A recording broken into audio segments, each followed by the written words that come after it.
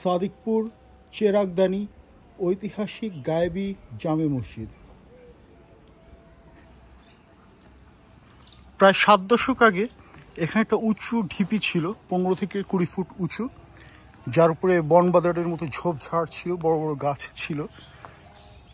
কম বেশি 70 বছর আগে স্থানীয়রা এটা খনন করে মসজিদের কাঠামোটাকে তুলে নিয়ে আসে। এখানে উল্লেখযোগ্য ব্যাপার হচ্ছে এই যে খনন কাজটা প্রত্নতত্ত্ব বিভাগের করা না, স্থানীয় মানুষদের করা, এবং তার উপরে এরা নিজস্ব উদ্যোগে, স্থানীয় উদ্যোগে নতুন একটা মসজিদ তৈরি করেছে, যেটা আমরা এখন দেখতে পাচ্ছি। প্রাচীন মসজিদের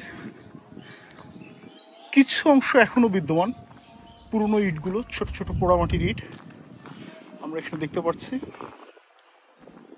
অত্যন্ত দুঃখের বিষয় যে সরকার দ্বারা উদ্যোগ না নেওয়ায় আমরা মূল মসজিদের সিংহভাগই হারিয়ে ফেলেছি। আসল জিনিসটা এখন বলতে গেলে কিছুই অবশিষ্ট নাই। এগুলো সুলতানি আমলের সমস্ত মসজিদ, 700 বছর কি আরও বেশি সময়ের পুরনো। এগুলো যে সংরক্ষণ হয়নি, এটা একটা অপরাধী বলবো আমি, কারণ আমাদের ইতিহাসকে আমাদের কাছ থেকে কেড়ে নেওয়া হচ্ছে। যদি এ ধরনের ন্যাশনাল ট্রেজার, মানে জাতীয় সম্পদগুলোকে যদি সংরক্ষণ করা নাই যায়, তাহলে একটা প্রত্নতত্ত্ব বিভাগ এত লক্ষ লক্ষ টাকা বেতন দিয়ে রাখার কি দরকার? স্থানীয়রাও তো করে যাচ্ছে কাজটা, তাই না?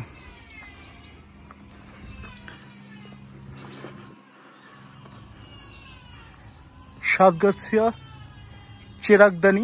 চেরাগদানি ঐতিহাসিক গায়েবী জামে মসজিদ, 12 বাজার, ঝিনাইদহ।